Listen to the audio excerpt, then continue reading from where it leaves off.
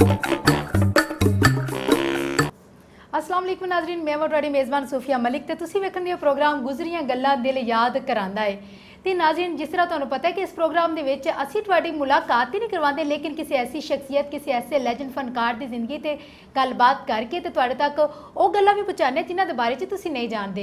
तो अज असीं गलबात करांगे पाकिस्तान के लैजेंड अदाकार शहनशाह ज़राफ़त मुनव्वर ज़रीफ साहब की जिंदगी से गलबात करांगे तो देखने कि कहते हैं हसदे आओ तो हसदे जाओ। उन्होंने बहुत खूबसूरत जिंदगी जी अपना बहुत खूबसूरत टाइम फिल्म इंडस्ट्री ने दिता। तो अज साडे नाल गलबात करने वास्ते सरदार कमाल साहब मौजूद ने तो उन्होंने केरिया मुनव्वर ज़रीफ साहब दी गल्लां उन्हां दा दिल याद पिया करदा। अस्सलाम वालेकुम सर, की हाल चाल? जी वालेकुम अस्सलाम। मुनव्वर ज़रीफ साहब के बारे तुसी क्या सी गलबात करांगे। मुनव्वर ज़रीफ साहब साडे पाकिस्तान के ऐसे फनकार ने जब तक पाकिस्तान फिल्म इंडस्ट्री कैमोदायम है उन्हों का नाम जिंदा रहेगा। क्या बात, बिल्कुल। अज भी कई साल हो गए इस दुनिया तो चले गए ने, मगर अज भी साडे दिलों जिंदा ने।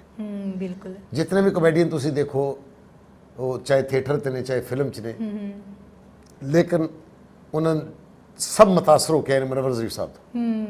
जिन्होंने पूछोगे यार तू इस फील्ड क्यों आने, कहीं मैं मुनव्वर ज़रीफ साहब ने वेखे तो मैं इधर आ गया।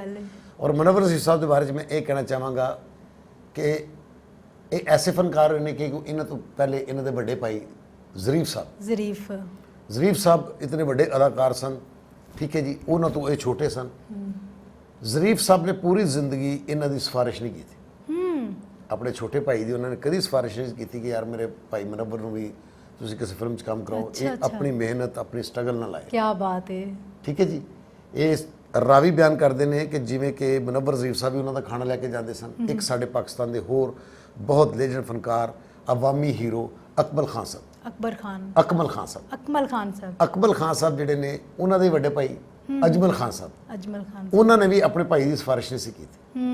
वो भी अपनी मेहनत नाल अपनी कोशिश नाल पाकिस्तान के फिर ऐसे हीरो बने, उन्होंने फिर अवामी हीरो का खिताब मिले। क्या बात है। मुनव्वर ज़रीफ साहब के बारे च ये वे कि साथी मुल्क के अदाकार धर्मिंदर साहब एक तो होंगे ना फैन, वो फैन नहीं, वो मुनव्वर ज़रीफ साहब के आशिक ने।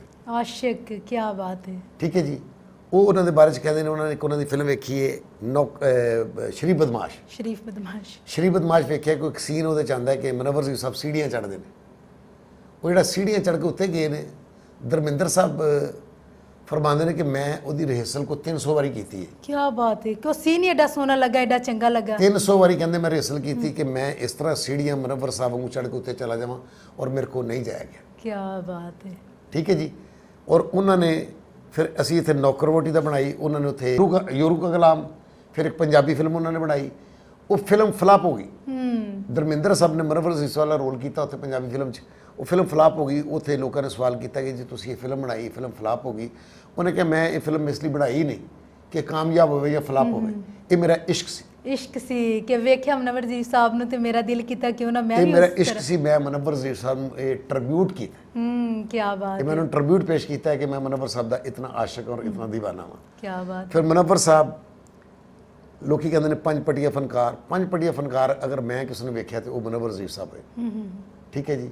उन्ने अच्छे वो हीरो, उतने अच्छा ड्रामा बोलने वाले, उतने अच्छा डांस करने वाले, उतनी अच्छी फाइट करने वाले। ठीक है जी। इतने गुणी फनकार सन कि मैं नहीं वेख सकिया। उन्होंने फिर फॉलोवर बहुत आए, मतलब उमर शीफ साहब आए, उन्होंने फॉलोवर आए, मतलब जोड़ा कॉमेडियन है उन्होंने फॉलोवर ही आया, मगर उस मराज तक नहीं पहुँच सके। मुनव्वर ज़रीफ साहब की मराज तक नहीं पहुँच सके। फिर मैनू एक वाक़या इन्हों के भतीजे सन ज़रीफ साहब के बेटे पप्पू ज़रीफ साहब, अल्लाह जन्नत नसीब फरमाए। पप्पू ज़रीफ साहब भी फिल्मां च आए, ये सारा खानदान ही फिल्मां च आया, जिमें कि ज़रीफ साहब आए, फिर मुनव्वर ज़रीफ साहब आए, फिर रशीद ज़रीफ साहब आए, फिर मनीर ज़रीफ साहब आए, फिर मजीद ज़रीफ साहब आए। अज वक्त है कि उन्होंने पूरे खानदान चो फिर उन्होंने बेटा फैसल ज़रीफ साहब आए। अज ये वक्त है कि वो ज़राफ़त का जो खानदान से अज उन्होंने कोई अफराद इस फील्ड में मौजूद नहीं है, कोई भी नहीं। लेकिन कहते फनकार कभी नहीं मरदा, बेशक नहीं उन्होंने फील्ड च, लेकिन उन्होंने नाम अज भी साडे दिलों दे विच उस तरह ही जिस तरह वो काम करते पे ने। अज उसी तरह जिंदा जवेद ने। अज भी तुसी कोशिश करते हो कि यार इस फिल्म मुनव्वर साहब है ने तो असीं वेख लैने। बिल्कुल इंज हुंदा वे, घरां दे विच खाड़े बजुर्ग ने कहंदे ने मुनव्वर ज़रीफ दी फिल्म लगी, चलो बहने वेखने, ऐ ते फिल्मां वेखण वालियां ने। एक दिन की शूटिंग उन्होंने लाला सुधीर साहब साडे पाकिस्तान के बड़े जंगजू हीरो, तो उन्होंने जुगत की है, तो पता ही लगा कि उस दिन शूटिंग ही नहीं हो सकी। ਉਹ ਫਿਕਰ ਆਇਆ ਸੀ ਕਿ ਓਏ ਤੂੰ ਡੰਗਰਾਂ ਨੂੰ ਪੱਠੇ ਪਾਏ ਨਹੀਂ, ਤੇ ਮਨਵਰ ਸਾਹਿਬ ਨੇ ਕਿਹਾ ਤੂੰ ਖਾਦੇ ਨਹੀਂ। ਉਹ ਗੱਲ ਲਾਲਾ ਜੀ ਨੂੰ ਲੱਗ ਬੜੇ ਗਈ। ਸੀਰੀਅਸ ਹੋ ਕੇ ਤੇ ਇਸ ਤਰ੍ਹਾਂ ਦੀ ਗੱਲ ਕਰ ਜਾਂਦੇ ਸੀ ਫਿਲਮ ਦੇ ਵਿੱਚ ਵੀ ਕਿ ਬੰਦਾ ਹੱਸਦਾ ਰਹਿੰਦਾ ਸੀ। ਹਾਲਾ ਬਿਲਕੁਲ ਕਹਿ ਦੇਣ ਨਾ ਕਿ ਉਹ ਕਿਸੇ ਕਿਸਮ ਦਾ ਐਸਾ ਫਿਕਰਾ ਕਹਿ ਜਾਂਦੇ ਸਨ ਕਿ ਲੋਕੀ ਕਹਿੰਦੇ ਨੇ ਮਾਂ ਦੇ ਪੈਰਾਂ ਥੱਲੇ ਜੰਨਤ ਹੁੰਦੀ, ਤੇ ਮੇਰੀ ਮਾਂ ਦੇ ਪੈਰਾਂ ਥੱਲੇ ਤਾਂ ਜੁੱਤੀ ਬਿਲਕੁਲ ਐਜੀ ਗੱਲ ਜੀ, ਸਲੀਪਰ ਵੀ ਲਿਆਈ। ਹਾਂਜੀ ਇਤਨੀ ਖੂਬਸੂਰਤ ਗੱਲ ਕਰਦੇ ਇੰਨੇ ਦੁਖੀ ਹੋ ਕੇ ਤੇ ਇੰਨੀ ਕੁ ਸੋਹਣੀ ਗੱਲ ਕਰਨੀ ਕਿ ਅਸੀਂ ਹੱਸਦੇ ਰਹਿਣਾ। ਬਿਲਕੁਲ ਐਜੀ ਗੱਲ, ਬਿਲਕੁਲ ਠੀਕ ਹੈ ਜੀ। ਉਹ ਸੁਣਿਆ ਕਿ ਉਸ ਦਿਨ ਜਦੋਂ ਲਾਲਾ ਸਵੀਰ ਸਾਹਿਬ ਆਉਂਦੇ ਸਨ ਤੇ ਉਹਨਾਂ ਨੂੰ ਗੱਲ ਯਾਦ ਆਉਂਦੀ, ਉਹ ਹੱਸ ਪੈਂਦੇ। ਉਹਨਾਂ ਕਿਹਾ ਯਾਰ ਅੱਜ ਨਹੀਂ ਸ਼ੂਟਿੰਗ ਹੋਈ, ਮੈਂ ਕੱਲ ਕਰਾਂਗਾ। तो अगले दिन ही शूटिंग हुई। ठीक है जी। मुनव्वर साहब के क्रेडिट तो ऐसी सी गल है कि ऐसी सी बात है कि वो बड़ी अच्छी फिल्म सी मेरा नाम पाटे खां। क्या खूबसूरत गल है। वो शर्त लगती है बाबरा शरीफ साहब सन, वो कहते मैं खूज दुपट्टा सुटनी तू कढ़ के लै मैं, तो मैं तेना प्यार करन लग पागी। तो उन्हें दुपट्टा सुटिया, मुनव्वर साहब ने छाल मारी, दुपट्टा कढ़ के लिया, तो वो दुपट्टा फड़ के चली गई। कहते वाह, कहते असीं अपनी जुत्ती का जोड़ा बेवा कर लिया, कहते एक पैर अंदर रह गया, तो इन्हें शुक्रिया भी अदा नहीं किया तो निकल गई नहीं है जी। बड़े बड़े खूबसूरत गल करते सन। क्या बात है। फिर मतलब डांस जैसे पक्के। फिर ऐसी एक इंडिया की फिल्म सी आनंद, आनंद ਉਹਦੀ ਕਾਪੀ ਇੱਥੇ ਬਣੀ ਖੁਸ਼ੀਆ। खुशियाँ फिल्म, क्या बात है, ठीक है जी। क्या बात है। ਉਹ ਖੁਸ਼ੀਆ ਫਿਲਮ ਔਰ ਆਨੰਦ ਫਿਲਮ ਉਹਦੇ ਚ ਰਜੇਸ਼ ਖੰਨਾ ਸਾਹਿਬ ਨੇ ਰੋਲ ਕੀਤਾ, ਇਹਦੇ ਚ ਮਨਵਰ ਜ਼ੀਰ ਸਾਹਿਬ ਨੇ ਕੀਤਾ। ਉਹ ਸਾਡੇ ਹਦਾਇਤਕਾਰ ਵੀ ਬਹੁਤ ਵੱਡੇ ਹਦਾਇਤਕਾਰ ਸਨ। ਹੈਦਰ ਚੌਰ ਸਾਹਿਬ ਆਵਾਮੀ ਹਦਾਇਤਕਾਰ, ਉਹਨਾਂ ਨੂੰ ਖਿਤਾਬ ਮਿਲਿਆ ਸੀ। ਠੀਕ ਹੈ ਜੀ। ਉਹ ਅਗਰ ਤੁਸੀਂ ਦੋਵੇਂ ਫਿਲਮਾਂ ਰੱਖ ਕੇ ਵੇਖਣੀਆਂ ਸ਼ੁਰੂ ਕਰੋ ਔਰ ਤੁਸੀਂ मतलब बेतड़क होके कह सकते हो कि साड़ी खुशियाँ फिल्म जी खुशियाँ फिल्म कमाल है, क्या ये फिल्म बात कमाल है, इंजी गल है, कोई शक नहीं है। तो मुनव्वर साहब का वकूआ एक सुनिया पप्पू जरीफ साहब की ज़बानी कि एक फिल्म सी पाटे खान। पाटे खान जी फिल्म सी ये जरीफ साहब ने काम किया।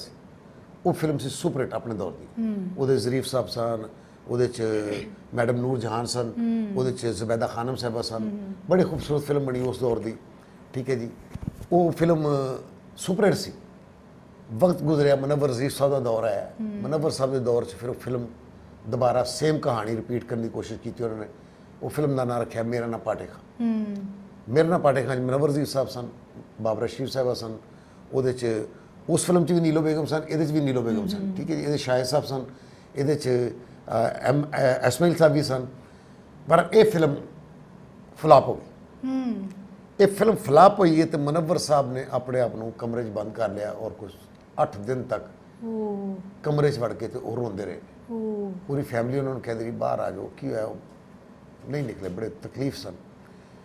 पप्पू जरीफ साहब, अफजाल अहमद साहब साढ़े अदाकार, क्या बात है, तमासील वाले, उन्होंने को आए, उन्होंने कहा चाचू मेरे नाल घर चलो, कि चाचा जी ने अपने आप को कमरे ही बंद किया है, इन्ने दिन हो गए बाहर ही नहीं आ रहे, रोई जा रहे हैं। अफजाल साहब फिर गए नहीं। अफजाल साहब ने जाके कहा मुनव्वर की गल हुई, फिल्म फ्लाप होंदी रहंदियां ने, कोई ऐसी गल नहीं, तू क्यों रोई जाना। उन्हें कहा गल ये नहीं की कि फिल्म फ्लाप हो गई, कहते क्योंकि ये मेरे बड़े भरा का क्रेडिट से, ये जरीफ साहब का क्रेडिट से, ये फिल्म फ्लाप नहीं सी होनी चाहिए। मैंने इस गल की तकलीफ है कि मैं अपने भरा का जो क्रेडिट है ना वो उन्होंने कैरी नहीं कर सकिया। तो अफजाल साहब ने फिर उन्होंने समझाया कि फिल्म जी है वो कभी मुनव्वर ज़रीफ की फेल नहीं हुई। क्या बात है। अगर फिल्म फेल होती किसी हीरो की होंगी, किसी हीरोइन की होंगी है, तू तो यार दिलों च बस। क्या बात है, कोई शक नहीं है। तो अफजाल साहब फिर उन्होंने उस कमरे में कढ़ के बाहर ले आए, फिर वो अपनी दुनिया च आए, फिर उन्होंने काम किया। बहुत हसास दिल होंगे ने ना फनकार। फनकार तो दिल एहसास होता है। और उन्होंने अदाकारों चो ये ने कि जेड़े मरगे बिस्तर ते ही ने, मगर कैमरे ने इन्हों कबर की कंधा तक पिछा की। बिल्कुल है जी, कोई शक नहीं। हसदे आओ तो हसदे जाओ, इन्हों की मूवी बहुत जबरदस्त। एक फिल्म कोई जी, एक फिल्म जिन्नियां तुसीं इन्हां दी फिल्मां कड्डोगे, ये साथी मुल्क च भी बहुत छोटी उम्र दे विच फिर चल बस। और बहुत घट एज, बहुत घट एज अल्लाह नूं प्यारे हो गए। घट एज मतलब थोड़ी जिंदगी च वो इतना काम कर गए ने, मेरे ख्याल अगली सदी का भी काम कर गए। बिल्कुल इंजी गल है, ये कोई शक नहीं है। जिस उम्र तो आके लोग हिट होना शुरू होंगे उस उम्र दे विच वो चले गए, लेकिन फिर भी इन्ना काम कर गए कि अज तक भी उन्हों का काम बोलता है, बोल रहेगा। सर जिस तरह मुनव्वर ज़रीफ साहब फिल्म दे विच इन्ना ज़्यादा बोलते सी, तो क्या इन्होंने भी लिख के दिता जाता है या फिल्म ही करते सन? जी मैं ये सुनिया कि मुनव्वर साहब जो आते सन वो सिर्फ सीन पूछते सन कि अज सीन की है, ये सनैरियो की है। सनैरियो पूछ के जो स्टार्ट साउंड कैमरा एक्शन हो जाता सी तो मुनव्वर साहब बोलना शुरू कर देते सन, खुद ही बोलना शुरू। क्या बात है, क्या ठीक है जी। वो फिर इतना बोलते सन कि डायरैक्टर भी भूल जाता सी कट कराना, तो लोग भी महब हो जाते सन कि यार की गल हो रही है, की कह रहे हैं। क्या बात है। गॉड गिफ्ट ही उन्होंने विच है, फनकारी ते जेरा हसाना ही है, गॉड गिफ्ट अल्लाह वाले उन्होंने चीज अल्लाह दी तरफों से, अल्लाह दी तरफों मिली हुई है। मुनव्वर ज़रीफ साहब बहुत ही ਜਵਾਨੀ ਦੀ ਉਮਰ ਦੇ ਵਿੱਚ ਹੀ ਚੱਲ ਬਸੇ ਹਾਂਜੀ। ਤੇ ਇਹਨਾਂ ਦਾ ਜਨਾਜ਼ਾ ਬਹੁਤ ਜ਼ਿਆਦਾ ਹੋਇਆ ਜਾਂ ਕਿੰਨੇ ਕੁ ਲਿਮਟਿਡ ਫਨਕਾਰ ਸਨ ਕਿ ਅਨਲਿਮਟਿਡ ਸੀ, ਕਿੰਨੇ ਕਿ ਤੁਹਾਨੂੰ ਕੋਈ ਆਈਡੀਆ ਹੈ ਇਸ ਬਾਰੇ? ਮਨੱਵਰ ਸਾਹਿਬ ਦੇ ਜਨਾਜ਼ੇ 'ਤੇ ਪੂਰੀ ਇੰਡਸਟਰੀ ਸੀ, ਮਗਰ ਕਿਉਂਕਿ ਇਹ ਜਨਾਜ਼ਾ ਮਤਲਬ ਅਵਾਮੀ ਤੌਰ ਤੇ ਨਹੀਂ ਲੋਕਾਂ ਨੂੰ ਦੱਸਿਆ ਗਿਆ, ਇਹਦੇ ਬਾਰੇ 'ਚ ਵੀ ਥੋੜਾ ਝੂਠ ਬੋਲਿਆ ਗਿਆ ਕਿਉਂਕਿ ਇਤਨੀ ਹਜੂਮ ਹੋ ਜਾਣਾ ਸੀ, ਇਤਨੇ ਲੋਕ ਹੋ ਜਾਣਾ ਸੀ, ਲੋਕਾਂ ਨੇ ਬੇਕਾਬੂ ਹੋ ਜਾਣਾ ਸੀ। ਉਹ ਫਿਰ ਟਾਈਮ ਕੁਛ ਹੋਰ ਦਿੱਤਾ ਸੀ ਉਹਨਾਂ ਨੂੰ ਦਫਨਾਉਣ ਦਾ, ਜਿਹੜਾ ਅਨਾਉਂਸ ਹੋਇਆ ਕਿ ਜੀ ਇੰਨੇ ਵਜੇ ਦਫਨਾਏ ਜਾਣਗੇ, ਲੇਕਿਨ ਵਕਤ ਤੋਂ ਪਹਿਲੇ ਮੁਹੰਮਦ ਅਲੀ ਸਾਹਿਬ ਨੇ ਕਿਹਾ ਇਤਨਾ ਕਰੋੜ ਜਿਹੜਾ ਨਾ ਇਹ ਕਾਬੂ ਨਹੀਂ ਆਏਗਾ, ਇਤਨੇ ਲੋਕ ਕਾਬੂ ਨਹੀਂ ਆਣਗੇ। ਉਹ ਫਿਰ ਜਨਾਜ਼ੇ ਦਾ ਵਕਤ ਕੁਛ ਹੋਰ ਦਿੱਤਾ ਸੀ ਔਰ ਵਕਤ ਤੋਂ ਮੇਰੇ ਖਿਆਲ ਪਹਿਲੇ ਉਹਨਾਂ ਨੂੰ ਦਫਨਾ ਦਿੱਤਾ ਗਿਆ ਸੀ। ਉਹਨਾਂ ਦੇ ਚਾਹਣ ਵਾਲੇ ਇਤਨੇ ਸੀ, ਚਾਹਨੇ ਵਾਲੇ ਇਤਨੇ ਥੇ। ਤੁਸੀਂ ਅੱਜ ਵੀ ਬੀਬੀ ਪਾਕ ਦਮਨਾ ਉਹਨਾਂ ਦੀ ਕਬਰ ਤੇ ਜਾਓ, ਤੁਹਾਨੂੰ ਉਹਨਾਂ ਦੀ ਕਬਰ ਤੇ ਕੋਈ ਨਾ ਕੋਈ ਉਹਨਾਂ ਦੇ ਚਾਹਣ ਵਾਲਾ ਖਲੋਤਾ ਦੁਆ ਮੰਗਦਾ ਨਜ਼ਰ ਆਏ। ਕੀ ਬਾਤ ਹੈ। ਤੇ ਬਿਲਕੁਲ ਇਸ ਤਰ੍ਹਾਂ ਹੀ ਇਹ ਜਿਹੜੇ ਦੁਨੀਆ ਤੇ ਖੁਸ਼ੀਆਂ ਵੰਡਦੇ ਨੇ ਤੇ ਉਹਨਾਂ ਨੂੰ ਫਿਰ ਦੁਨੀਆ ਵੀ ਕਦੇ ਨਹੀਂ ਭੁੱਲਦੇ ਤੇ ਕਹਿੰਦੇ ਨੇ ਗੁਜ਼ਰੀਆਂ ਗੱਲਾਂ ਦਿਲ ਯਾਦ ਕਰਾਂਦਾ ਹੈ। ਮੈਨੂੰ ਗੁਜ਼ਰੀਆਂ ਗੱਲਾਂ ਦਿਲ ਯਾਦ ਕਰਾਂਦਾ, ਮੈਨੂੰ ਇੱਕ ਵਕੂਆ ਯਾਦ ਆ ਗਿਆ ਕਿ ਇਸੇ ਤਰ੍ਹਾਂ ਇੱਕ ਪੋਸਟਰ ਲੱਗਾ ਹੋਇਆ ਸੀ ਮਨੱਵਰ ਜ਼ੀਫ਼ ਸਾਹਿਬ ਦਾ, ਤੇ ਇਹ ਉਹਨਾਂ ਦੀ ਫੌਤਗੀ ਤੋਂ ਬਾਅਦ ਕੋਈ ਫਿਲਮ ਮਤਲਬ ਪੁਰਾਣੀ ਫਿਲਮ ਸੀ, ਤੇ ਮੈਂ ਅਦਾਕਾਰ ਅਮਾਨੁੱਲਾ ਖਾਨ ਸਾਹਿਬ ਸਾਡੇ ਲੈਜੈਂਡ ਥੀਏਟਰ ਦੇ, ਬਿਲਕੁਲ, ਤੇ ਮੈਂ ਮੰਜ਼ਰ ਵੇਖਿਆ ਇਹ ਅਮਾਨੁੱਲਾ ਸਾਹਿਬ ਨੂੰ ਇਸ ਗੱਲ ਦਾ ਪਤਾ ਕਿ ਮੈਂ ਵੇਖ ਰਿਹਾ ਕਿ ਗੱਡੀ ਰੁਕੀ ਹੈ ਤੇ ਉਹ ਮਨੱਵਰ ਸਾਹਿਬ ਦੀ ਤਸਵੀਰ ਵੱਡੀ ਲੱਗੀ ਹੋਈ ਹੈ ਤੇ ਇੱਕ ਬੰਦਾ ਵਿੱਚੋਂ ਗੱਡੀ ਤੋਂ ਉਤਰਿਆ, ਉਹ ਸਨ ਅਮਾਨੁੱਲਾ ਸਾਹਿਬ, ਤੇ ਮੈਂ ਵੇਖਿਆ ਉਤਰ ਕੇ ਉਹ ਤਸਵੀਰ ਵੱਲ ਗਏ ਨੇ, ਤਸਵੀਰ ਤੇ ਜਾ ਕੇ ਉਹਨਾਂ ਨੇ ਕਰਕੇ ਉਹਨਾਂ ਦੇ ਪੈਰਾਂ ਨੂੰ ਹੱਥ ਲਾਇਆ। ਕੀ ਬਾਤ ਹੈ। ਅਮਾਨੁੱਲਾ ਸਾਹਿਬ ਕਿੰਨੀ ਦੇਰ ਖਲੋ ਕੇ ਉਸ ਤਸਵੀਰ ਨੂੰ ਵੇਖਦੇ ਨੇ ਔਰ ਤਸਵੀਰ ਨੂੰ ਵੇਖ ਕਰਕੇ ਸਲੂਟ ਕੀਤਾ ਤੇ ਗੱਡੀ 'ਚ ਬਹਿ ਕੇ ਚਲੇ ਗਏ। ਕੀ ਬਾਤ ਹੈ, ਕੀ ਬਾਤ ਹੈ। ਕਹਿੰਦੇ ਨੇ ਨਾ ਕਿ ਇਸ ਤਰ੍ਹਾਂ ਜਿਹੜੇ ਫਨਕਾਰ ਨੇ ਇਹਨਾਂ ਨੂੰ ਫਿਰ ਕੋਈ ਵੀ ਭੁੱਲਦਾ ਨਹੀਂ ਹੈ, ਹਮੇਸ਼ਾ ਇਹ ਦਿਲਾਂ ਦੇ ਵਿੱਚ ਤੇ ਜ਼ਿੰਦਾ ਰਹਿੰਦੇ ਨੇ ਤੇ ਫਿਰ ਇਹਨਾਂ ਵਾਸਤੇ ਹਮੇਸ਼ਾ ਦੁਆ ਵੀ ਕੀਤੀ ਜਾਂਦੀ ਹੈ। ਤਾਂ ਉਮੀਦ ਕਰਦੀ ਹਾਂ ਕਿ ਤੁਹਾਨੂੰ ਅੱਜ ਦੀ ਜਿਹੜੀ ਗੱਲਬਾਤ ਹੈ ਮਨੱਵਰ ਜ਼ੀਫ਼ ਸਾਹਿਬ ਦੀ ਜ਼ਿੰਦਗੀ ਦੇ ਤੁਹਾਡੇ ਨਾਲ ਸ਼ੇਅਰ ਕੀਤੀ ਤੁਹਾਨੂੰ ਚੰਗੀ ਲੱਗੀ ਹੋਏਗੀ। ਇਸ ਦੇ ਨਾਲ ਹੀ ਆਪਣੀ ਮੇਜ਼ਬਾਨ ਸੂਫੀਆ ਮਲਿਕ ਨੂੰ ਤੇ ਸਰਦਾਰ ਕਮਾਲ ਸਾਹਿਬ ਨੂੰ ਦਵੋ ਇਜਾਜ਼ਤ। ਅੱਲਾਹ ਹਾਫਿਜ਼। ਅੱਲਾਹ ਹਾਫਿਜ਼, ਇਨਸ਼ਾਅੱਲਾ ਫਿਰ ਮੁਲਾਕਾਤ ਹੋਏਗੀ।